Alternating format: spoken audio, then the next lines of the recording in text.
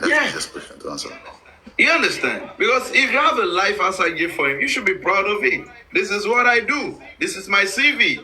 Or just small question where I ask him, oh boy, the guy just fell. You don't block me now. That's like a knockout stuff, bro. You don't block me. Knock him off his horses.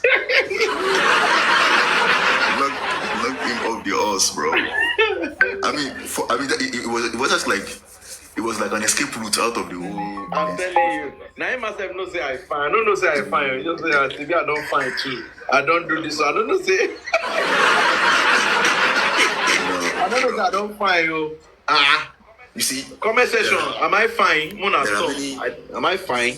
You see, sometimes when you pick the minds of those whom you see as, let's say, your opposition in some issues, if you just suddenly give them or welcome them suddenly when they don't expect, they tend not to see it as a trap. They tend to see it as a way, an avenue for them to pour everything that they've harbored against you, to disgrace, thinking that they can just disgrace and insult and then record and then say, okay, I went to his platform, I insulted him, I disgraced him, They often don't see it as a trap if not well utilized. So it was more like you lured him into, if you feel like, oh, anyway, that's like he got lured into a trap because he did not perform the way he amplifies or proves himself to always perform in this one. It's an escape route that you actually gave to him to actually talk and have a nice conversation. Maybe we should just divert to talk about Trump and some stuff like that because... Okay. Quickly, before you move to the next level. Yeah. Papariano is suffering from an inferiority complex.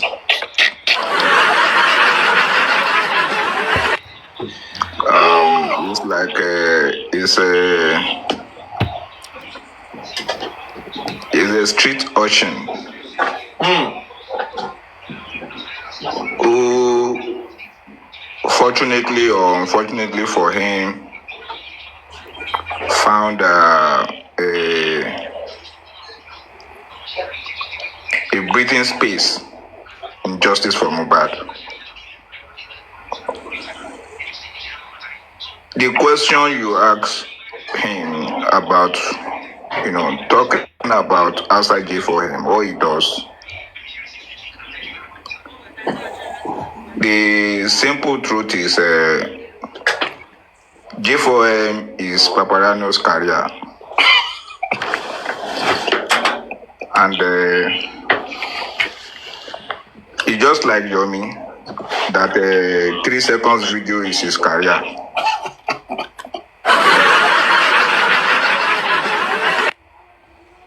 So, you will, from his videos, charts and all that, you will observe that he's a very disorganized human being. When I say the video, I mean, if you look at the background, his composure and every other thing, even some of his characteristics when he's on live or in any video, you will observe that he learned it from TikTok. It's like TikTok is Papariano's university. So when he comes, the only defense line he has is attacking Baba Mohbad. When you put a constructive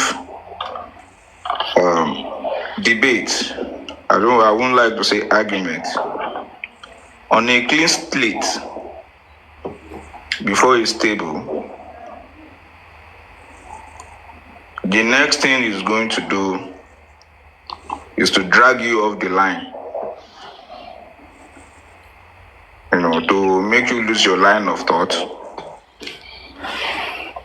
after which he will throw the attack at you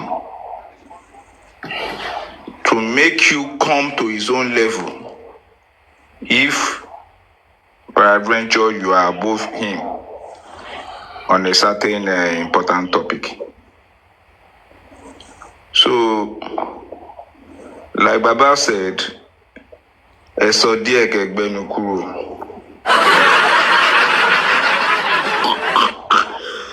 So let's just enjoy the Papariano's career will end when justice for Mohbad ends. So people like that. That's right. And funny enough, yeah, Adibini tell us, Bia, he has done this in the past, he's into this. No, he doesn't know, maybe he can even get job. You know? And that's the essence of this. God bless you. That's the essence of this justice we are doing. Some people get job through these things.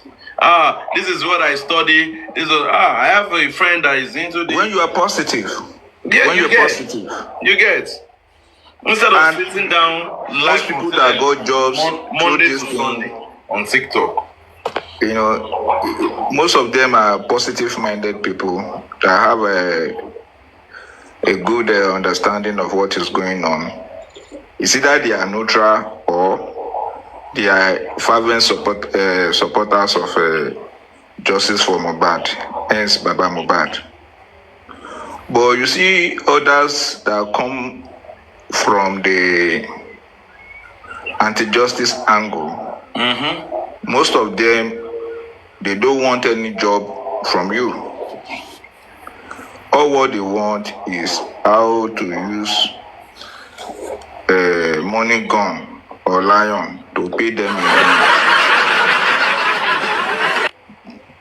So they want everything, every issue on the table to always be prolonged, so that the justice will be prolonged as they live off. And your point, you're right, too. So, you know, I was telling someone yesterday, a bit day before yesterday. Money I want control one in, justice, justice.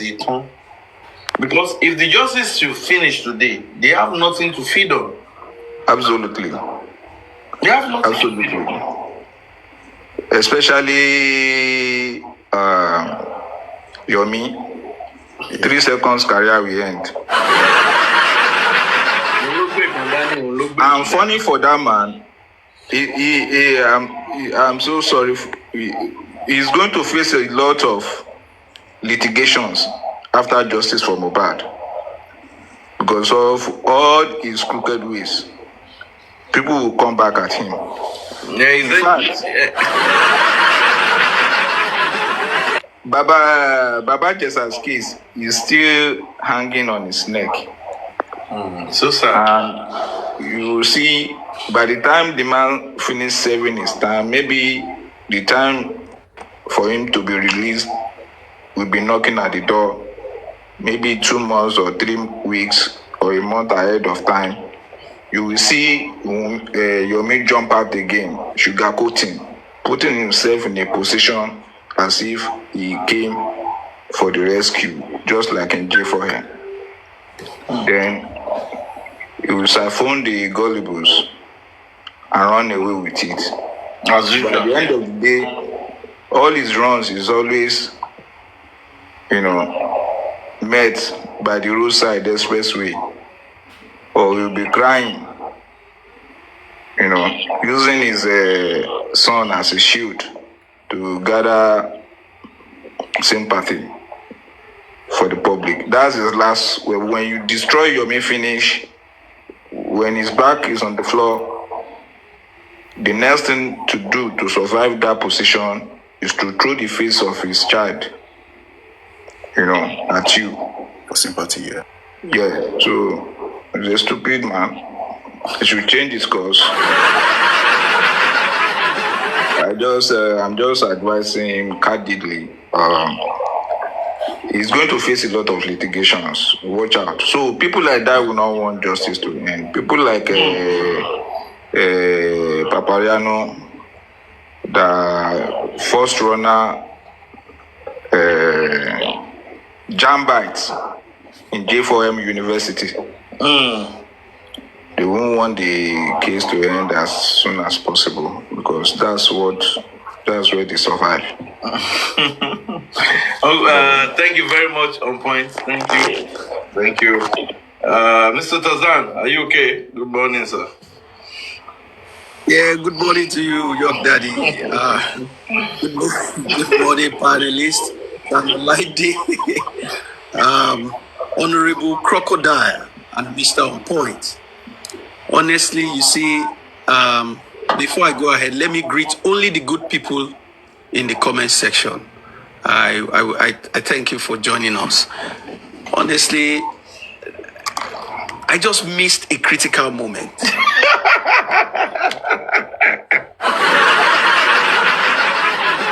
You know what I would do here? After this live, I will download that side. I don't do it. I will try to see whether I can cut that part. To the jackpot, my cut, my post.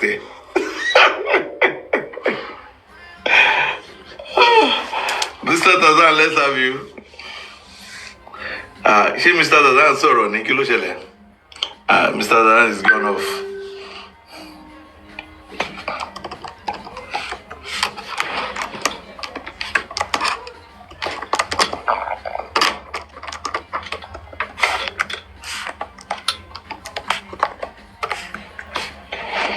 Mr. Tazan, but that's why I will try. I will see whether I can do that. I'll try and cut that point.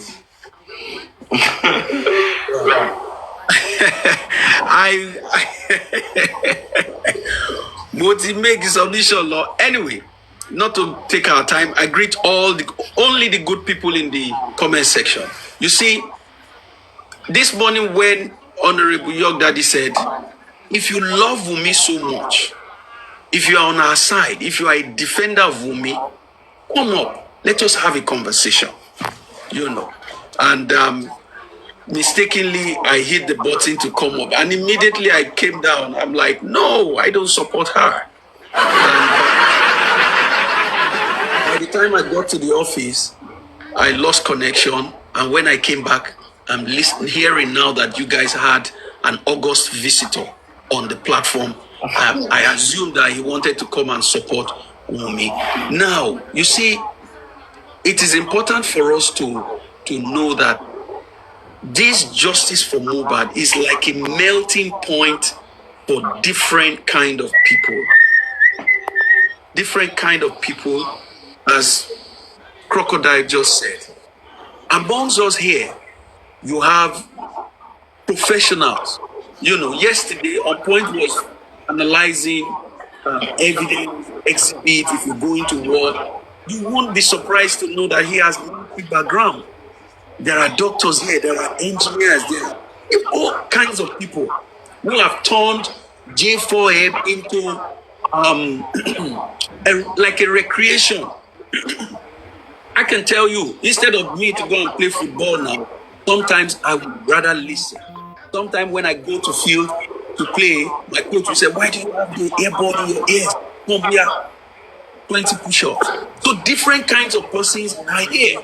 And sometimes when we understand your background, when the listener understands your background, sometimes they can flow with you, they can understand where you're coming from. There was a time we had a conference here, and we were talking about foundation. Somebody like Honorable Yorkdaddy, who is an architect, understand the importance of foundation in anything you're doing. You understand? A military man knows what leadership is all about. If you have troops behind you that you have to guide, that you have to lead to work. So when you are asked that question, outside of J4M, what do you do? It is not to make you feel rattled to the point that you melt like a mirage, you disappear. We can't see you again. You can't wait. You can't take the heat. No. It is for us to understand sometimes from where you're coming from. So I think I missed that August visitor, and I hope that he will come and we can have that conversation. We can get it going. So So when you speak sometimes, as I said, when people open their mouth and speak, you can actually picture where they're coming from. You picture where they're coming from. Like, oh, this person is speaking from the way he or she is speaking, you will know. There are lawyers in our midst. There are judges who listen to this. Instead of them to go and do party, they will put it on and use it to just be listening to know what is going on. Government officials, politicians, they listen. Most times we assume that it's only we are just talking to ourselves. No, not only ourselves. We listen. So, and I don't know, as a point as I rightly put it, some people, this is where they went to school, this is where they graduate from, and this is where they got employed, and this is where they are earning their daily bread. When you look at the situation with Yomi, you can see Yomi is notorious for bribing police. He's notorious for bribing police. One of his strongest points, whenever he's talking or is on a mission, is how to manipulate and corrupt the police. We all know there are evidence here. When Supreme Iron Lady has been dragging her to return the money that was meant to extend somebody's detention.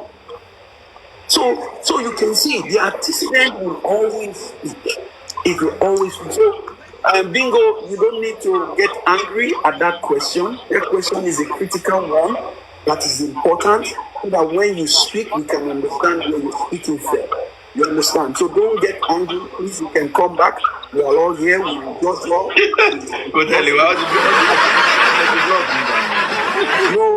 No, you can't block. You can't block Yorkdaddy, please. I've been blocked. No, he blocked me before now. So when I saw that account, I was like, so they unblock me. He now said it's a new account, blah blah blah blah blah. I just wanted us to have a conversation, but Mr. Tazan, please, can you just give me 1 minute, please? Oh, yes, sure. Daddy York, God bless you. I love you so much. I love please, you too. Emma, play àwọn orin ayé ń ṣe ìfẹ́ tiwa o, inú mi ò dẹ̀ dùn sí. You understand? Ẹ jọ̀ọ́, kẹ́ tó parí program yìí, mo fẹ́ kẹ́ play orin kan. Tọ́pẹ́ Àlàbí ló lórin yẹn. Ẹ jọ̀ọ́, kẹ́ play fún gbogbo àwọn tó ń wá justice, please. I beg you in the name of God. Orin yẹn lọ́wọ́ ní gbọ́n gbọ́n gbọ́n gbọ́n gbọ́n gbọ́n ló dúró tì mí o gbọ́n gbọ́n. God is on your side. I love you. Thank you, sir. Ẹ jọ̀ọ́, play program.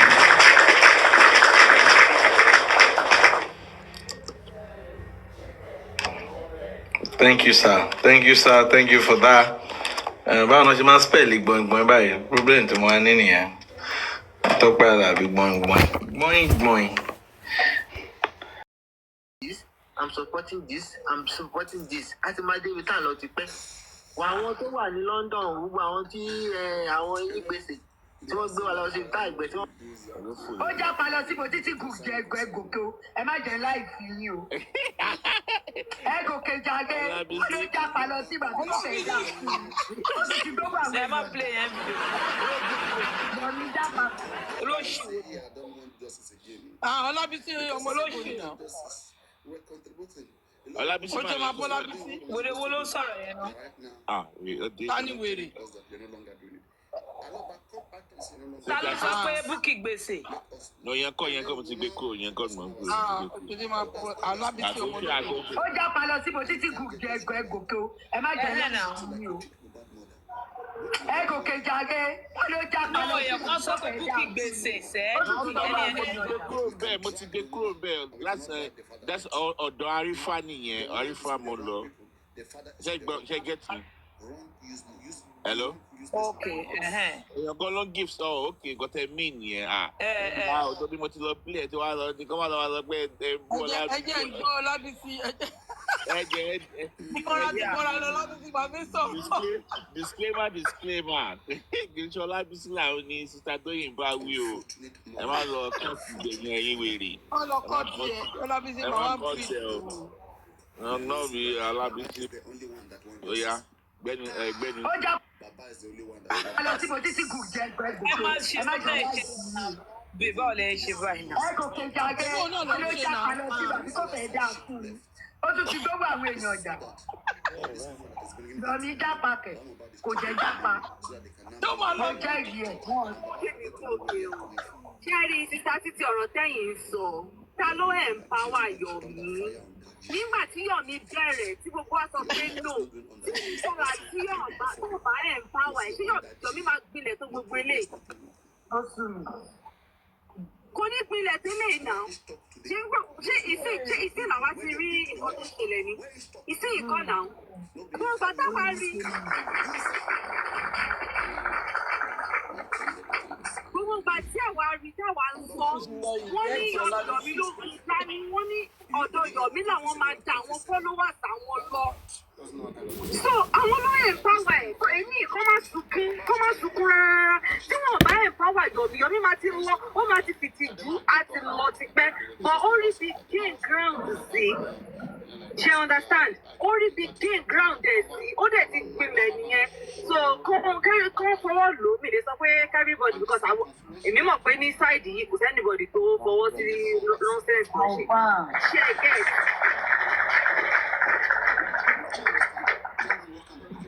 So kọ́ fomi lò ó, kó má complain o. Torí àwa ti mọ̀ pé irú ọjọ́ ìní máa wáyé. Ṣé rí ibi tí àbòsí bá ti wà?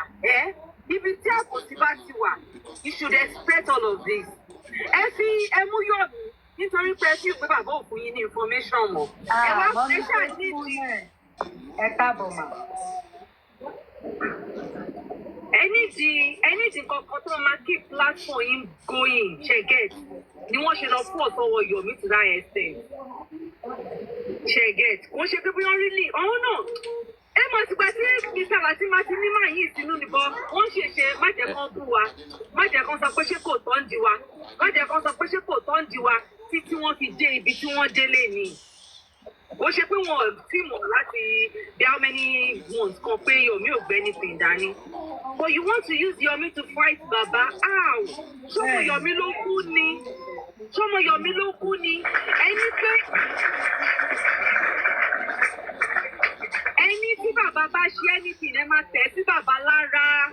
Ṣáà lè correct bàbá ní kinní kan. But ẹ̀yin ò fẹ́ ká correct Yomi. So let them make it make sense. I don't know. You don't want us to correct Yomi, but you can correct Baba. Ẹni torí ẹ̀yin lẹ ń fún bàbá lówó. Ṣé ẹ fún Yomi náà lówó ni? Ṣé bẹ́ẹ̀ fún Yomi lówó náà lẹ ṣe fún bàbá lówó? So how come you can correct Baba, but you cannot correct Yomi? So èmi ò kò straight to me gbogbo nǹkan tó ń ṣẹlẹ̀ yìí. It's never straight to me. I knew all of this would happen, and I'm so happy pé ó ṣẹlẹ̀. So whatever tó bá sọ, mo ti sọ pé kò gbé dání, kò dẹ̀ tún gbé dání mọ́, àti mi ò tiẹ̀ yín ò káyè tèmi. Èmi ò láìkẹ́ ẹni tó bá ń fi ẹnu méjì sọ̀rọ̀. Ẹni tí bá ti notice èèyàn fẹ́ lẹ́nu méjì ni, mi ò láìkí máa bá wọn. Èwo ni pé mo ti sọ pé ó gbé dání, kò tún gbé dání mọ́. Àbòsí nìyẹn dẹ̀. Àbòsí nìyẹn. Àǹtí ẹ tèkẹ̀ easy kódà kódà Latima ni. Kò tẹ̀ wá ṣe kí ni wọ́n á sọ̀rọ̀. Tòṣọlá Bísí ẹyin jọ àbí Ó ẹyin bẹ̀bẹ̀ fún bọ́dà Latini kọ́ tèkẹ̀ easy. Ẹyẹ kan sọ̀rọ̀ àsìkò sọ̀rọ̀ sókè làwà o. Bọ́dà Latina Bọ́dà Latina máa bọ́ta, ọmọ bọ́ta kò easy fáwọn náà láti bọ́ta. A ti ń pè wọ́n ní ṣàtàárọ̀. Wọ́n máa lè pé Bọ́dà Latina ti dápa sí Amẹ́ríkà báyìí àbí Canada. Àbí Bọ́dà Latina ti dápa sí London. Bọ́dà tí ò lọ bí kankan. Bọ́dà Latina lè fi olórí ẹbí tàìtù wọn lẹ̀, wọ́n lè filẹ̀, oyè gidi ni, kò ṣe filẹ̀, ó dẹ̀ ní fans. Wọ́n ní fans. So kò easy bẹ́ẹ̀ yẹn bọ̀dà Abe, kò easy. Wọ́n máa jáde lọ́la. Ní fans, wọ́n máa jáde lọ́la. It's unlike him. Wọ́n jáde fọjọ́ méjì. Ẹ̀yin fáǹsì mi. Bọ́dà láti mọ́ wá sọ fún wa sí pé àwọn ṣiṣẹ́ kù bọ́dà láti rọ́ ni o. Dó ẹ̀gbọ́n mi lè brọ́dà mi lè mú ìnígbà yẹn fún yín. Ipe ṣiṣẹ́ ni láéláé. irọ́ is well a máa dúró dé ìṣá àwa wà bí. ẹ bá tiẹ̀ jáde àná. adala tí mo máa pọ́ọ̀jì ni a máa lọ restroom lẹ́mẹ̀wá.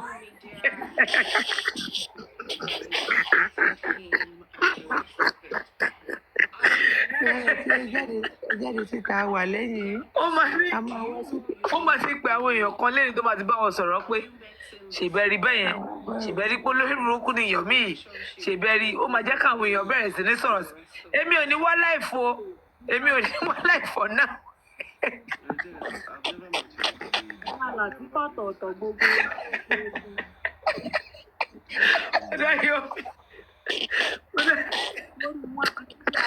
I can imagine how he is feeling right now. Like. So, gbogbo wọn tó ń tẹ̀ ọ́ tó ti balẹ̀ sọ fún yín tó jẹ́ special one. Ìdáwọ́ sọ sí. Ìfọ̀ lẹ́sìn and so are very very crucial.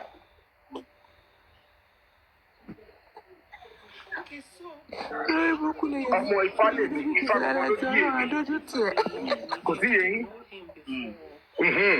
So gbogbo wọn tó ń tẹ̀ ọ́ tó ti balẹ̀ sọ fún yín tó jẹ́ special one. Gbogbo ìdáwọ́ ti sọ sí. Ti sọ lẹ́nìí and so are very very crucial. Tẹ́ bá fẹ́ get justice fún Mohbad. Ọ máa gbé orò jáde ọ máa bọ odò. Bẹ́ẹ̀ bá ti ṣe ẹ̀ kò sí nǹkan kan o. Ọ máa bọ kí ni? Ọ máa bọ odò. Ṣé bá fẹ́ get justice? Ọ máa bọ odò gidi. Ọ lè máa gbé orò jáde. Tẹ́ bá ti ṣe yẹn. Kẹ̀ ṣe lẹ́ẹ̀mejì léra. Wọ́n fún ní reasonable gap. Wáyé tàfi táwa fi ṣe táwa ṣe lọ yìí. Mo fọ́ náà bá búra. Wọ́n ti kọ́ máa jẹ́ tán. Bọ́dá Yomi. Ìyẹn mu sọ́wọ́ gidi. Bọ́dá Yomi. Àwọn máa bọ odò àbúrò tó rò ní àbòdò. Lérò tí ayé Yorùbá ní aláta bọ́dá Yomi. Tẹ́ bá fẹ́ get justice fún. Yomi ọlọ́run èèyàn yọ̀dẹ̀ ẹ wá wo bí Yomi ṣe títí ẹ wo ọgbọ́n tó tún lò mí ó ṣàwọn ọgbọ́n tó máa fi gbowó ó tún lọ́ọ́ máa bò lóhùn èèyàn kan jẹ́ ìṣègbọ̀ fún bọ̀bọ̀ ẹ wo rọ́ọ̀ṣì tó ẹ wo ṣì ọ̀rọ̀ tó ń sọ ṣé wọn bòdò wọn bọ̀ náà kí ló ṣẹlẹ̀ àwọn kan jẹ́ ìṣe ń dúró rí àwọn òpè wọn ń dáwó fún wèrè ó dún wèrè wo lóṣì 419 ìwọ̀n ìbá bá olè. Gbogbo nǹkan tẹ́ sọ láti ṣe kí ni láti ṣí mi lẹ́yìn ẹ̀. Mo wo kílípù láìfù Lizzy Anjorin kan. I felt like reposting it. Ẹ má fi olórí burúkú ọ̀rọ̀ ẹ̀ irritate èèyàn. Gbogbo èmi lọ̀rọ̀ okó àtòbò tó ń sọ èmi ò I don't like it. Ẹnu ẹ ló máa kọrí síbi ọ̀rọ̀ kan bẹ́ẹ̀ tó jẹ́ wípé mo dúró lé mo dẹ̀ dì mú. Ó ní kí ló ń ṣe ẹ̀yin Yorùbá náà? Ó ní kí ló ń ṣe ẹ̀yin tẹ̀ ń tẹ̀lé bàbá Mohbad? Ẹ ní rírú ẹ̀kẹ́ kàákún. Ó ní ẹ sọ wípé bàbá Mohbad ó ló ń bóbìnrin kan lájọṣepọ̀ obìnrin kan ọmọ ṣọ́ọ̀ṣì ẹ̀gbọ́n lè ṣá. wọ́n sọ statement kan. Ó ní tó bá wá jẹ́ wípé obìnrin born again tó ń bá lájọṣepọ̀ yẹn ni ò tí ì jẹ́ ó jáde láyé ńkọ́. Ẹjọ́ ṣé àwọn ṣé wọ́n gbọ́ nǹkan tí Rizbe ti sọ ìṣá. Àwọn tá a máa ń kà bí ẹni òkùnkùn. Màmá ò ṣí kíní wọn náà tó bá ṣe ń ṣí comment section wọn á béèrè address àlè fún ẹ wàá lọ play fún àwọn ọmọ chọ́ọ̀chì màmá. Kéèyàn máa sọ̀rọ̀ ìtìjú kéèyàn máa sọ̀rọ̀ nǹkan tó yẹ kéèyàn God what is this? Ẹ wo ẹ fi woman yẹn gbé kíní ẹ pé ó ṣí comment section yẹn mistakenly lánàá ìgbà tí mo ló ṣe yẹn ó ṣe mistake ni o later ìgbà tí mo wá lọ wò ó ti tì padà. Ìyá jápa jápa. Ó yẹ kán fún ẹ ní everlasting blood kìíní ọ̀la everlasting blood shut up everlasting blood kìíní ló yẹ kán fún ẹ honestly. lórí kí ni mo ṣe kí ni mo lọ ṣẹ́ẹ̀kì. olùbí ẹ̀yẹ ò máa wo gbogbo nǹkan tó ń ṣe gbogbo àlà tó ń fi òun dá olùbí ẹ̀ kò rí ó ń wẹ̀ ó ti máa kí ẹ bó ṣe wà yẹn. Tẹ́lẹ̀ òótọ́. ìjọ tó bá wọ láìpẹ́ bá máa ṣe ń blọ́kì bí òtẹ̀ bọ̀ súnbọ́lá ṣe. Àwọn yẹn wọ́n àbí báyìí pẹ̀lú fake profile o. Ṣáyé Rizbase fẹ́ bàjẹ́ ni. Lóòótọ́ wo? Ṣáyé Rizbase fẹ́ bàjẹ́ ni. Ó wù mí kẹ̀. Ṣé ló rọ ni? Rizbase tí ayé ẹ fẹ́ bàjẹ́ wọ́n lòun wò mí ṣé lóòótọ́ ni gbọ́ ṣé lóòótọ́ sọ tó tọ́ fún mi.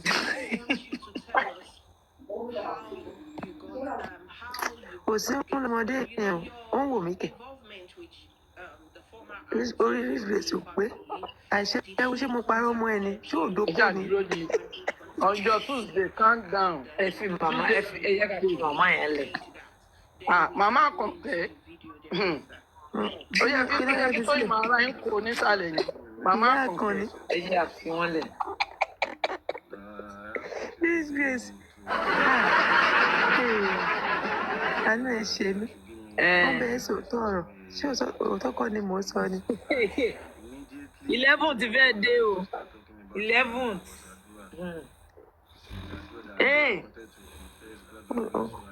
Ó fojú èèyàn gbolẹ̀. Olùfẹ́ àkànkẹ́ èmi nìyẹn. Wá lóun wò ó ṣáyé ẹ fẹ́ bàjẹ́ ni. Nọ́ọ̀mù.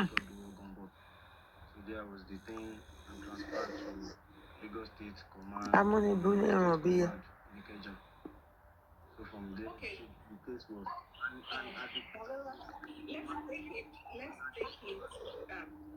Àwọn ọmọ ṣọ́ọ̀ṣì á máa fi wá ṣe yẹ̀yẹ́ ńgbà yẹn náà máa rò pé ẹ máa wà wọ́n lè ẹ máa tó tẹ́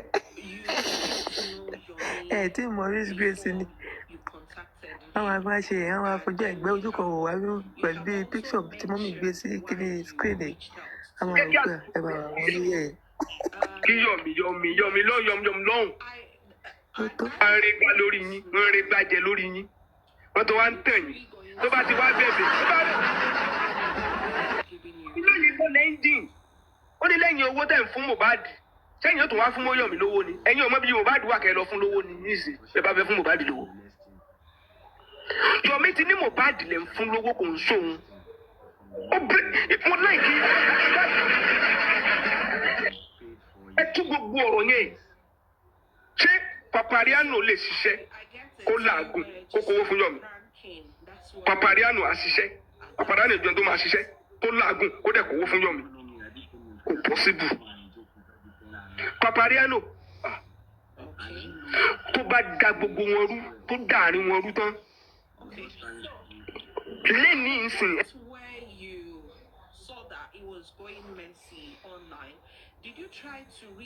Sálàtì láti mo Dákẹ́kẹ́ àtòṣogbo gbé ní ìyàtọ̀ kí Yọ̀mí lọ́hùn. Arìn gbá lórí yín, rìn gbàjẹ lórí yín. Wọ́n tó wá ń tàn yín. Tó bá ti wá bẹ̀bẹ̀ kí ló lè translate. Ó ti lóyìn kọ́ lẹ́ńdìn. Ó ní lẹ́yìn owó tẹ̀ ń fún Mohbad. Sẹ́yìn yóò tún wá fún Mọ́yọ̀mí lówó ni. Ẹ̀yin ọmọ bíi Mohbad wà kẹ́ lọ fún lówó ni níìsín. Ẹ bá fẹ́ fún Mohbad lówó. Yọ̀mí ti ní Mohbad lè ń fún lówó kò ń sóhun. Ó bẹ̀rẹ̀ mo láìkí. Ẹ tú gbogbo ọ̀rọ̀ yẹn. Ṣé Papariano lè ṣiṣẹ́ kó làágùn kó kówó fún Yọ̀mí? Papariano á ṣiṣẹ́. Papariano ìjọ tó máa ṣiṣẹ́ tó làágùn kó dẹ̀ kówó fún Yọ̀mí. Kò pọ́síbù. Papariano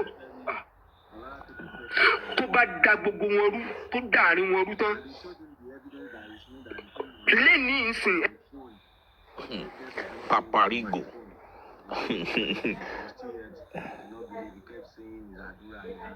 Mi mọ́ o, Yọ̀mí ò gbé nǹkan kan ẹ̀mí mo sọ kó gbé dání tẹ́lẹ̀ kò gbé mọ́, mo kò jẹ. Má dáwó fún Yọ̀mí mọ́ o, Yọ̀mí ò gbé nǹkan kan ẹ̀mí mo sọ kó gbé dání tẹ́lẹ̀ kò gbé mọ́, mo kò jẹ. Má dáwó fún Yọ̀mí mọ́ o, Yọ̀mí ò gbé nǹkan kan ẹ̀mí mo sọ kó gbé dání tẹ́lẹ̀ kò gbé mọ́, mo kò jẹ. Ẹ̀wọ̀n ló ń kọ́ òun jẹ o. Àwọn àti Bẹ́ẹ̀ tó jẹ́ ń sùn. Oorun ṣe é gbé mi lọ. Oh my God. Bẹ́ẹ̀ tí ẹnu yín lè ṣe mí ọlọ́run.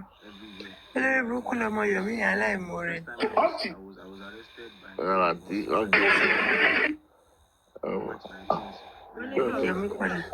Yọ̀mí padà bójú rà láti jẹ́. Ọ̀nà Yọ̀mí nìyẹn straight. wọ́n ti ní yọ̀mí aláìsí ó ti bọ́ àṣìkà lọ́wọ́. yọ̀yọ̀ ó dà pé nẹ́tíwọ̀kì yọ̀yọ̀ yóò dà. Pẹ̀tò mà nẹ́tíwọ́ọ̀kì yẹn ló ń ṣe mí bẹ́ẹ̀. Nẹ́tíwọ̀kì yẹn ò dá rárá ó dà pé ojú ń rọ̀ lẹ́yìn. Òjò ń ṣe ní bíbà yóò ṣe bí kó fẹ́ rọ̀ ó. Bóyá yẹn ló ń dorí rẹ̀. Òjò táyà ìjọ ẹ̀ rárá gbogbo ẹ̀ kàn sí sí bí ọpọlọ Latin.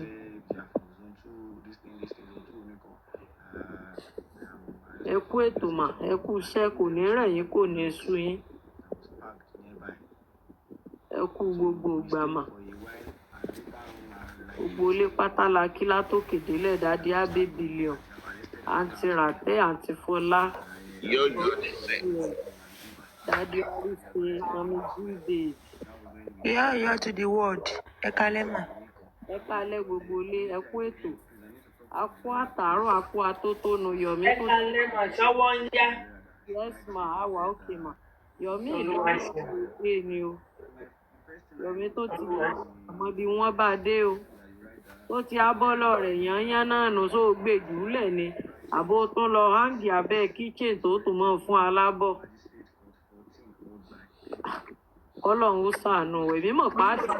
padà wá sún àwọn ọlọ́pàá ń padà bọ̀ ẹ máa dáwó yẹn. Dáadáa ló máa dé àwọn máa dà. Ọlọ́run ó ṣe bíbọ̀ àṣírí fún àti ń bo Yọ̀mí láṣìírí. Àti àjà sírí rí otú tí wọn ò jẹ́ bí ọ́pá. Ọlọ́run ọmọ ọ̀bùn náà láṣìírí.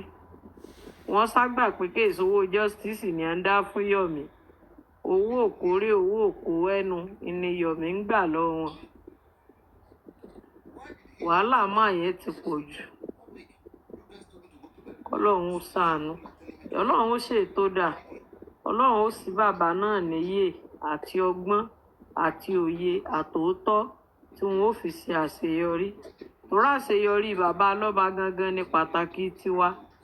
Àṣeyọrí wa sì ni pé ká rí justice fún Mohbad. Èmi kàn mọ̀rọ̀ ayé wípé ibi ẹnìkan bá ti ló sùn ìbẹ̀lẹ̀ lòmíì ó ti gbé ibi ẹnìkan bá ti ja wàhálẹ̀ tó lóun kúrò láyé ìbẹ̀lẹ̀ lòmíì ó ti gbé ayé. So bẹ́nìkan bá ló rẹ̀hún Ọlọ́run á fáwọn èèyàn kan lágbára tí wọn ó fi délẹ̀ lérí. Àtèmi àti yín á jọ délẹ̀ lérí ni lágbára ló Elédùmarè. Mohbad máa gbàdájọ́. Ó ń ṣe ọmọ lóòkú bẹ́ẹ̀ ni n ò ní sin máwọn òbí rẹ̀. Bẹ́ẹ̀ lọ̀rọ̀ justice yìí. Ó fi lògbòlògbò ni gbogbo ó padà dúró lójú kan tá a fi rí ìdájọ́ òdodo. Torí ládùúrú gbogbo wàhálà gbogbo àìsàn yìí ní déédéé wòyí Nàìjíríà ní ìṣòro làwọ̀ yìí á ti sùn. Níṣẹ́ la máa ranjú mọ́ fóònù á máa dàbí pé bá a ṣe wá lánàá wá ń jẹta yẹn. Á dàbí pé léni yìí wọ́n á ti sọ pé ẹ mọ̀ pé dé tí wọ́n ti mú Wùmí tí wọ́n ti mú àdúrà tán ti gbé gbá tán ti gbá wò. Bẹ́ẹ̀ ló ṣe máa ń ṣe wá. Ìlàṣẹ máa ń pòórì láṣẹ máa ń wá.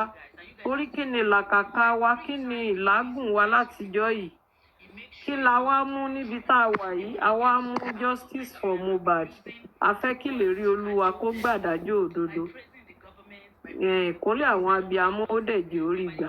Ẹ pa àwọn bàbá ọmọ náà yóò jẹ́ orí ìdájọ́ òdodo gbà. Torí kò sẹ́dá tí ò ṣe wàhálà.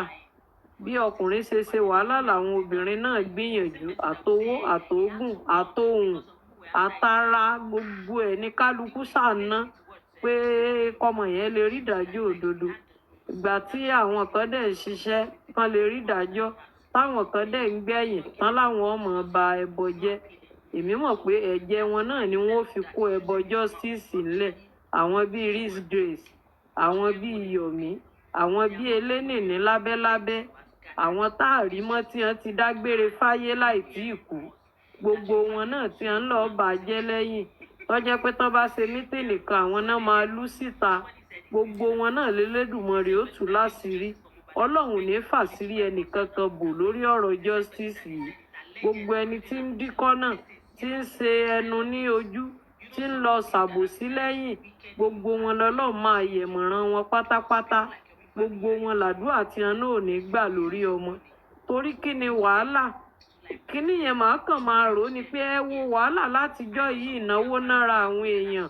ẹ wò lágùn ẹ wò èpè ẹ wo oríṣiríṣi tí ẹ bá ṣàánú tí kálukú rí gbà tí kálukú tún fi wà dèní ẹ wo iye èèyàn tó ti dúró tó ti takú sọ́nà tí ẹ̀mí rẹ̀ ò gbatẹ́gùn mọ́ tí ò gbomi tí ò gbepo tí ò gbóúnjẹ ẹ wo iye àwọn abiyamọ tán ti kú lórí justice yìí náà ni kọ́lọ́hún ó jẹ́ àrídájọ́ òdodo gbà justice kó pa wọ́n o àsìkò wọn ló tó ṣùgbọ́n a kà wọ́n mọ́ náà mọ́ ẹni tó yẹ kó wà lénìí kájọ máa bá a lọ títí tá a fi gbàdájọ́ òdodo orí mo mọ̀ pé ọmọ yẹn máa gbàdájọ́ ó ṣùọ̀ fún mi bí àwọn tí ń bo ìtòsẹ̀lẹ̀ nínú ilé Mohbad bọ́n ṣe ń bò ó pamọ́ bẹ́ẹ̀ lọ́lọ́run ti mú déètì ọjọ́ tí ó tú síta ẹ̀sìn ni gbogbo ìtàdúrà ń ṣe kiri àtàwọn alátìlẹyìn rẹ̀ àti Wùmí àti Ìyábọ̀ àti gbogbo Abọ́sẹ̀dé oníwájú pọngbá àti ẹ̀gbóhùn kà mọ́ olórí burúkú ìyá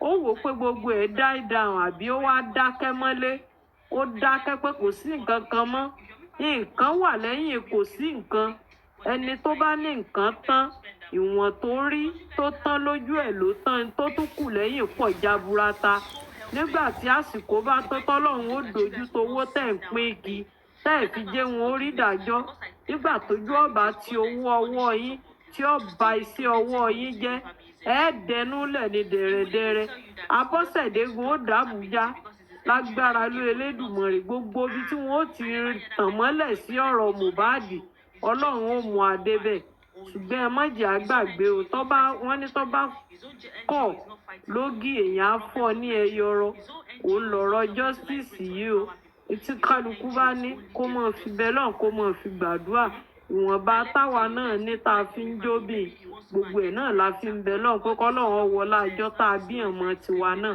kọ́ wọlá àjọ tí wọ́n dẹ̀jẹ̀ sáwa náà lórí kó jẹ́ lè rí Olúwa ọmọ alọ́ba kó jẹ́ orí ìdájọ́ òdodo gbà lórílẹ̀‐èdè yìí òun ní dùnnú òun láyọ̀ òun ní fọkànbalẹ̀ fẹ́yìn tẹ́ wà lájò òun ní dùnnú fáwa tá a wà ní ilé náà kò sí ìyẹn kan lẹ́yìn kò sí nǹkan tó kù o kọ́mọ yẹn rí ìdájọ́ nírọ̀rùn òun làlàáfíà síbẹ̀ ẹ̀kọ́ gbogbo ọ̀tá tí òjé kan rí ìdájọ́ òdodo yóò mọ sílẹ̀kùn báyìí yóò mọ rókù ọmọ ni gbogbo ẹni tó gbégi dínà ìdájọ́ òdodo gbogbo adájọ́ gbogbo lọ́ọ̀yà gbogbo ọlọ́pàá gbogbo elénìní gbogbo alábòsí tó lọ́mọ yìí ò ní rí ìdájọ́ bọ́ bá jókòó báyìí orí ìṣòro ni ọmọ jókòó lé tó bá bùrìbùrì báyìí wọ́n mọ̀ fẹ́ gba fún lóúnjẹ ni gbogbo ẹ̀dá tó bá lóun ń gbégi dínà ìdájọ́ fún lérí Olúwa ọmọ alọ́ba torí àmì kan bẹ lára Mohbad tí kálukú mọ̀ tí kì í ṣiṣẹ́ dòní torí pé wọ́n pa ọmọ yẹn nípakúpa òun ni ò jẹ́ kí kinní yẹn ti lọ torí bó ṣe pa ọmọ yẹn nípa oró òun ni ò jẹ́ kí ọmọ yẹn ti ríbi fọwọ́ rọgí ìgbàgbé lẹ́yìn tóun náà ò sinmi bẹ́ẹ̀ ni àwa tó gbéṣẹ́ lé lọ́wọ́ náà ò sinmi iṣẹ́ tó gbé wa lọ́wọ́ pọ̀ bíi pé ẹ máa pariwo títí tí wọ́n fi rí ìdájọ́ fún mi ẹ máa ké ẹ máa sọ pé wọ́n pa mí ni torí ọmọ yẹn ò kúkú rọrùn Abọ́sẹ̀dé dẹ̀ jókòó ó dẹ̀ ń jẹun dẹ̀ ń lọ lẹ́nu ẹ̀ ń dẹ̀ ń wọṣọ ó tún ń ṣe photo shoot wọ́n ń lẹ pankéèkì mọ́ lórí ibú lójú ọwọ́ á rí bí ìnàkí tó ré bọ́ lẹ́yìn ìyá rẹ̀ olórí burúkú obì olòṣì onígìgísẹ̀ ti pọ̀npọ̀n olórí ibú àwọn ẹsẹ̀ wèrè tí wọn ò gbọ́dọ̀ gbé wọlé tí èyí jẹ́ kí bàbá ọmọ ó jèrè ọmọ òun lẹ́sẹ̀ Abọ́sẹ̀dé kèé sobìnrin gidi èwo lọmọ nú ọmọ agbẹ́gijú èwo lọmọ nú ọmọ tó bí ẹbí kan ní í ṣe nàgbọ̀n sàn kìíní tó ń tì lọ ní Tanzania ní ọmọ náà lọ ní àmọ́ kókó airport bí ọ lọ dúró sí tó ló sì ti ń ṣe yọ̀ọ̀yọ̀ tí ń nà ka wèrè olòṣì aláìdé làákàì olórí ibú tọ́lọ́lọ́ ń gbé sí orin ló ń lọ tí ọmọ kò wò ní lò pẹ̀lú rọrùn àwúrọ̀ lórí lójí ló ń yọ̀ alábòsí ẹ̀dá só ti rá lẹ́ná òun lọ̀rọ̀ àdúrà elénìní só ti rá lẹ́ná ọmọ tọ́sán rẹ̀ ọ̀sọ́ ọmọ tí ìyálẹ̀ta rẹ̀ ọ̀sọ́ òwúrọ̀ lásán ńlọ ń yọ̀ lé lórí owó ọmọ ọlọ́mọ tó làágùn fún lẹ́jọ́ ń ṣe ṣí ẹ̀tò ṣí ẹ̀wọ́ àti Wùmí lẹ́jọ́ ń dúnàádúrà lé lórí pé àárín ẹ nígbà àárín ẹ láwo tó o bá ti lè sọ̀rọ̀ tó o bá ti lè sòdodo gbogbo ń tó o bá fẹ́ là á ṣe fún ọ ọmọ páwọn tó promise ẹ̀yẹn náà ni wọ́n mú ọgbọ́n tí wọ́n èèyàn ń ké rẹ̀ ibi olọ́gan ọlọ́njí omórídélé kẹlẹ́dọ̀ jí omórídélé because àwọn náà ní plan lórí tiẹ̀ náà bí wọ́n náà ṣe ń wò pé àṣírí wọn ń bẹ lọ́wọ́ rẹ̀ làwọn náà dúró dí ọ̀ àdúrà ìwọ aláìníròònú onífòkan bíi tejò gbọlọgbọlọrùn olòṣìkà ọ̀dájú wíkẹ́ẹ̀dì ọmọ ìyá ẹ tọ́jẹ́ pé wọ́n bí tán wọ́n dẹ̀ bí ẹ ọmọ yẹn dẹ̀ kú ó dẹ̀ ń ṣẹlẹ́yà onínú ẹ̀ ń dùn ó ń ṣòṣì orò pò ń yọ̀ olórí ibú wọn ń kó bágíjì èsì táwọn òkú ti wọ̀kù wọ́n kó yẹn sí ọ̀ǹdì ìwọ náà sí bọ́tìnì àyálé olóǹsoge ìwọ tọ́jẹ́ pé o sì máa sunkún ṣe ẹ̀gbẹ́ ẹ̀ ń bẹ láàrin Davido mọ́ àbẹ́gbẹ́ ẹ̀ ń bẹ nílé Naira Marley mọ́ ṣẹ́gbẹ́ ẹ̀ ń sọ ọ̀rọ̀ kan ní ìsìn táyé tó ń gbọ́ mọ́ ebi torí ariwo táyé ń pa lọ́tún ṣe ń gbọ́ orin ẹ̀gbẹ́ ẹ̀ ó dùn mí fún ẹ pé níwọ̀nba àgbà tí wọ́n bá ti fún ọkàn nísinmi tí kálukú lọ tán lọ sinmi ìgbà yẹn nìyá yín ni ó tó dé bíjọba bá láwọn ò fìyà jẹ yín ìgbà yẹn ni sí ọwọ́ yín máa fìyà jẹ yín torí gbà náà lẹ máa mọ̀ pọ́ lọ́hùn ò ṣoore fún yín àtàbọ́sẹ̀dé tí wọ́n bá ti pín owó tán pínlé yín lọ́wọ́ tẹ́ ẹ ti ná tán ìgbà yẹn lẹ mọ̀ pé ilé ayé tẹ́ ẹ wá ayé asán ni pé wọ́n ti pògo mọ́ yín la wọ́n wá sẹ́yìn tí ò lógo kù sáyé Blessing ó lóun ò ní sọ̀rọ̀ náà ó sì ń jójú ẹlẹ́yà kiri ìyà ń jẹ ẹ̀san tó ṣe fún Mohbad gbogbo ọmọ tó o bá bí fọ́kọ rẹ gbogbo wọn ní ọgbẹ̀san yẹn lágbára ló Elédùmarè torí ẹ fi hàn pé ọmọ aláàánú ni yín rárá ẹ kí ẹ̀fẹ́ ni tó kú ẹ ti ẹ̀rọ ọjọ́ kan tẹ́bi tí ń pa yín tó ti ń pínwó sí yín lápò á pínwó fábọ́sẹ̀dé á pín fàdúrà á máa pòtẹ́ẹ̀tì àdúrà nítorí Wùmí ìyá máa jẹ ọ́ ìyá àjọbí ẹ̀jẹ̀ àdàbí yóò jẹ ọ́ ò wá nírẹ́ni wẹ́ kúrò lórí rẹ ẹ̀yin olórí kórí ọmọ yìí ẹ wò ẹ mọ bẹ́tò lọ́jẹ́ èèyàn kàn máa ro gbogbo ẹ̀ lórí ọ̀rọ̀ ọmọ yẹn ni kò yẹ kó rí bẹ́ẹ̀ rárá irú Abọ́sẹ̀dé yẹn lẹ́kọ̀ọ́ yẹn ó yẹ kán ti kàn lóko kán ti léwèrè pa kán ti dìlítì olórí burúkú aláìlógo kán ti kan Abọ́sẹ̀dé lóko kán ti kàn yá kà tó bá jẹ́lu òkè lọ wà ní wọ́n ti lu pangolo fún ẹ̀hàn ọmọ kéékèèké wọ́n ti máa jùkò yá àjẹ́ tó pọmọ ológo olórí burúkú abiagba yá máa fọ̀ fún yọ́ọ̀mẹ́ gbálẹ̀ kí yọ́ọ̀mọ̀ fọ̀ fún gbálẹ̀ lè Wùmí kí olórí ibú tí ẹ̀ ń gbọ́ ọmọ sápamọ́ fún tọ́lọ́mọ ọmọ òun ni ṣé wọ́n máa ń gbé ọmọ èèyàn pamọ́ fún yàn ṣé ọmọ èèyàn wọn ò ní gbé léèyàn lọ́wọ́ pé mọ́mí orúkọ wo lẹ fẹ́ orúkọ wo ni dádì fẹ́ olórí burúkú tí ẹ ń gbọ́ ọmọ pamọ́ fún tí ẹ ní ọmọ fàbọ́ ọmọ nulẹ̀ olórí ibú ìkà oníwájú gbádágí olòṣì eléegun lóbò aláyàsálùkẹ olórí burúkú oníkankere lẹ́ẹ̀kẹ́ olòṣì ìyákíyà àwọn ìyá tán máa ń rìnà sí pé kà ni wọ́n nìyẹn wọ́n á ní ìyá ẹ kò láìkí ẹ o ó ń gbìyànjú lórí ẹ ó fẹ́ fi ẹ́ ṣèrò ẹ̀yìn irú wọn l'Abọ́sẹ̀dé yìí ṣé kò padà sọ Mohbad dèrò ẹ̀yìn bí ìgbà tí wọ́n ní kó fìkan rẹ̀ kan pé ẹ fìkan kẹ́ ọ̀kan ẹ fògo ọ̀kan gbé kan ṣé ògo Mohbad só lè gbé àdúrà dúró ni kó lè gbé dúró gbà tí ò ti sòtítọ́ wọ́n ní ọ̀rẹ́ sòtítọ́ kárí jà ẹgbẹ́ tí Abọ́sẹ̀dé rò ní pé ògo Mohbad tán bá tẹ̀rí àdúrà máa gbéra níbo ló ti máa gbéra tó bá gbéra sókè á jẹ́ kó fẹ́ jẹra mọ́lẹ̀ pa kò lè lọ́ọ̀bì kan olórí burúkú ìyá yóò fò ìyá kà tó yẹ kọ́mọ yẹn jìnnà sí for life bóyá ọmọ yẹn ò bá ti rí kú ó jìnnà sí rere kó má débi tó wà kó kàn máa fowó ránṣẹ́ sí pé dádì ẹ̀ bá mi fún wọn wọ́n béèrè owó kan yóò sí onímúdàlú olòṣì ó sojú bí ojú nàkí olórí burúkú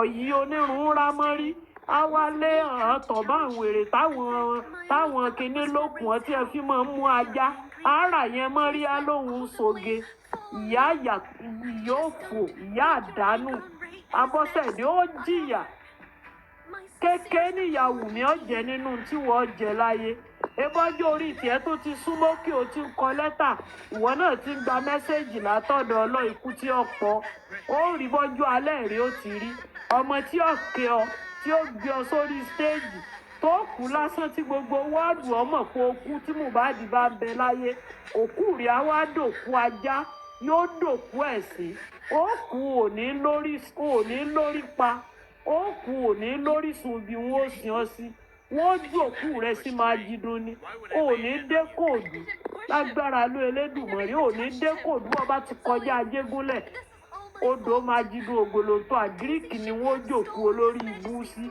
olórí ibú tájá ọ̀jẹ̀gbẹ̀yìn yóò fòyà àdánù abiagba ìkà àwọn ìyá tó yẹ wọ́n mọ̀ dìlítì tí ò yẹ kírú rẹ̀ ó tiẹ̀ padà léwu ẹ̀yìn wo ọmọ yẹn dépò pé yóò rí ìyá olórí ibú tó lòun ó gbòǹgò rẹ̀ dìde ó lọ gba ṣọ́ọ̀bù mẹ́ta bọ́sẹ̀dé tí ọmọ sí rò tọ́jẹ́ pé tọ́ bá ti kó 10,000 fún yóò mọ jọjà gíní yóò dò kiri wọ́n lọ gba ṣọ́ọ̀bù wọ́n lọ ra dífisà rẹpẹtẹ síbẹ̀ fún olórí ibú wọ́n fẹ́ sí ṣọ́ọ̀bù fún kéléyìn mọ tàyè yí olórí ibú tẹ́ pé kà ní wẹ́ torí kò ní jèrè ayé náà lọ́lọ́run ṣe gba Mohbad olórí burúkú torí pé èsì abiyamọ tọmọ ògbógo rẹ̀ yọ ni ló jẹ́ kí mọ́lẹ̀ rẹ̀ ọwọ́ ló kù lójú ẹ̀ ìwọ tó yẹ kó ọmọ fojú ayé sunkún kó o jókòó kó o sunkún kó o bẹ̀rẹ̀ kó o sunkún kí wọ́n ní Abọ́sẹ̀dé kí ló dé ó ní òun ti kú láyé òkú ayé l'Abọ́sẹ̀dé òkú ayé tí bàbá alọ́ba náà dẹ̀ múra kángan dira kán dúró sórí òtítọ́ kán dúró sórí òdodo kán nọsẹ̀ wọn kán sun oorun mẹ́ta tí ọkùnrin máa ń sùn kán sun oorun mẹ́sàn-án tí àgbàlagbà máa ń sùn kán ro ewu orí wọn kán wo ìgbẹ̀yìn wọn ibi tí ń lọ òní la rí kò sẹ́ni ọmọọ̀la ìtẹ́ rí yẹn kọ́lá o ìyún ń sọ lábàbẹ́ mọ́jẹ tàn yín ògo ló tojú yín wọlé yẹn ẹ jà fún bíi pé ẹ jà fún bíi pé ẹ lè rí mọ́ forever ẹ lè rí mọ́ ó di téèyàn bá jọyìn ó di ojú àlá fírí pé àmórí ọmọ mi ó kọ̀yìn ó dojú àlá ó di ọjọ́ tẹ́yìn náà bá tún wá wà nílé ogbó ẹ ní fílì Mohbad láyé ẹ ní ológo ọmọ ni ìràwọ̀ ọmọ ni star ni ọmọ tí Ọlọ́run fàyọ tó fẹ́ fi ra ìdílé yín tó fẹ́ fi pa wọ́n lẹ́kún mọ́ ó ní Mohbad kíkálukú jà fún bíi pé kó tún lè kó lè bínú wá padà ní kẹ́ẹ̀ṣe jà fún tẹ́ ẹ bá dẹ̀ ṣe bó ti tó àti bó ti yẹ Mohbad máa padà sọ́dọ̀ bàbá lọ́ba obìnrin kan á bí fún yín obìnrin kan ó bí fún yín padà bẹ́tẹ̀ ẹ̀ bá dúró tí ọmọ yẹn bó ti tọ́ na ègé o mùsèrè ègé ilẹ̀ ń gbá bóyá ìyá olórí burúkú gèrèsì yẹn sọmọ rẹ̀ kan jáde nú ẹ̀rí ni ebe yọkan tó bíná jọ ń bára dáradá kí káyé ìyá ìbọ́lọ́mọ kọmọ kọ́lọ́mọ pa fún un ṣùgbọ́n kó jó jèrè sí ọwọ́ ìyá rẹ̀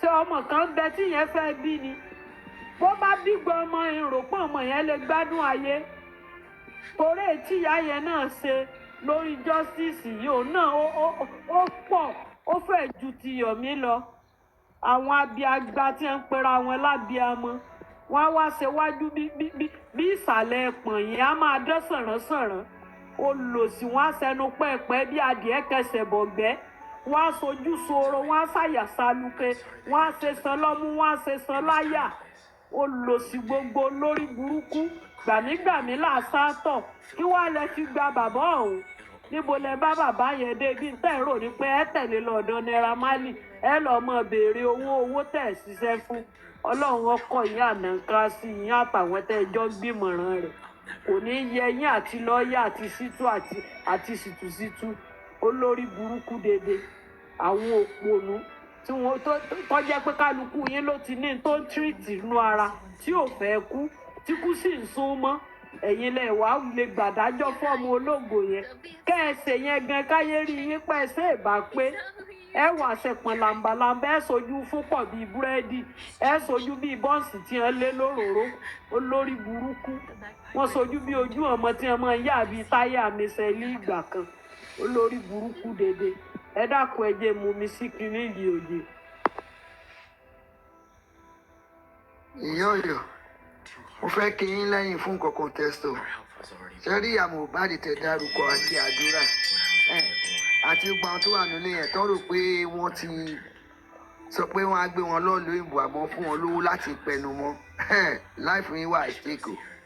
I'm telling you the fact ní life tó ló mọ́ máa àwọn ẹ̀yin lẹ ní àṣírí wọ́n mọ àṣírí yẹn ẹ̀dùn kan máa let's go gbogbo àwọn tẹ ní wọ́n sọ fún yín báyọ̀ threatening yín ọ̀wọ́n ní àwọn àṣebáyé fún yẹn má sọ nǹkan because kò sí tó bá kò sí ọ̀rọ̀ ọkàn yìí máa jẹ yín níbikíbi tẹ máa fẹ́ sọ fún yàn they know that gbogbo àwọn kìnìún là máa ń wò àwọn bíi documentary àbáwọn bíi film tó máa ń ṣe yẹn tó dẹ̀ rí tó jẹ́ nǹkan kan tó ṣẹlẹ̀ life yín ní freedom they will be stalking you they will be monitoring you wọn kò máa fi lẹ́kọ̀ọ̀kan náà ìkọ̀ọ̀kan báyìí náà ṣe máa ṣe yín báyìí rò pé life yín kò free mọ́ ẹ̀yin kọ́ lẹ́ni life yín I'm telling you it's better kẹ́ kúkú sọ òtítọ́ àtòdodo kọ́ mọ̀ pa àwọn báyìí ni tí kọ̀ọ̀kan bá dẹ̀ ṣe yín wá mọ̀ bí tó ti wá bọ́ eléyìí tẹ́ ṣe yìí free mọ́ ẹ má rò pé ẹ lọ sí kútù ẹ̀ǹjẹ́ lọ sí Australia àbí ẹ lọ sínú ìwòlẹ̀ they will fish you out they are monitoring your life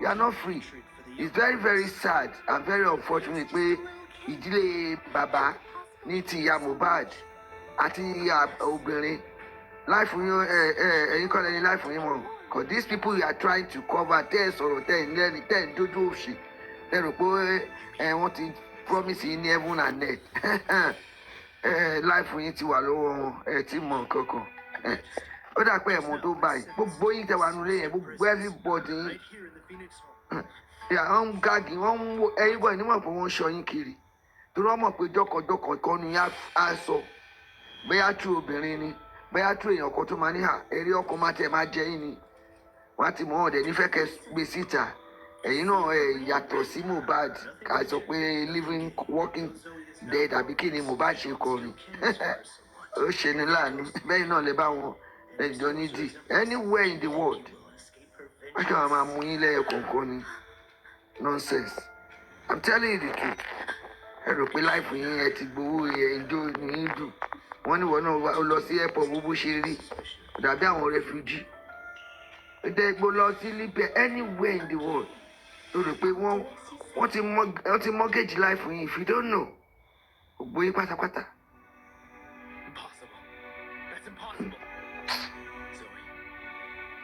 kẹmà ibò mi wá èèyàn kan á dìde pé no my friend no àwọn ọmọ kéékèèké níbà bàmí nǹkan tó bá ń dé pé èèyàn kan ń bára wọn ọjà ṣe mọ ní kò síbi dé crime sí wọn lè gbìjọ rẹ kápẹ́ àwọn náà máa gún ọmọ ní no you can't do that to me ìkọ́ni yóò wá lè dìde kó ní no àmì ò ní gbà o àbí àyàn mélòó kan pé ẹ̀jẹ̀ ṣe báyìí tí ẹ̀ ní bẹ̀rù Ọlọ́run ẹ wá rò pé báyọ̀ ẹmúlẹ̀ kò sí ètò kan anybody wọ́n gáàdì wọ́n sẹ́ẹ̀dì lọ sí abroad wọ́n sẹ́ẹ̀dì lọ káàkiri wọ́n fún yín lówó dàbí ó ṣàwòrán mọ́tò ẹ̀yin kọ́lẹ̀ ní ẹ̀mí yín mọ́ ẹ gbà bẹ́ẹ̀ ẹ lọ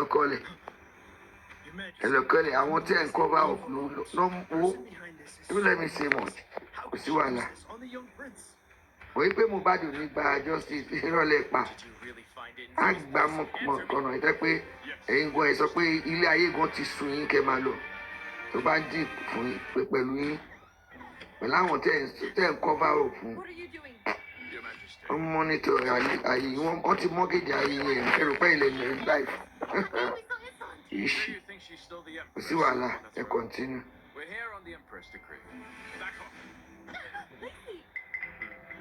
I'm going with you. Please don't hurt her. Now that's what I'm talking about. Take her away.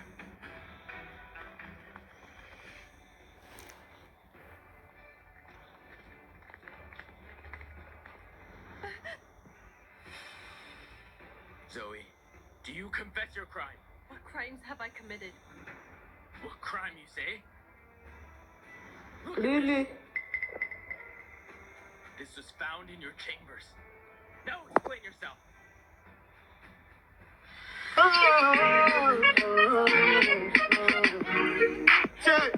I like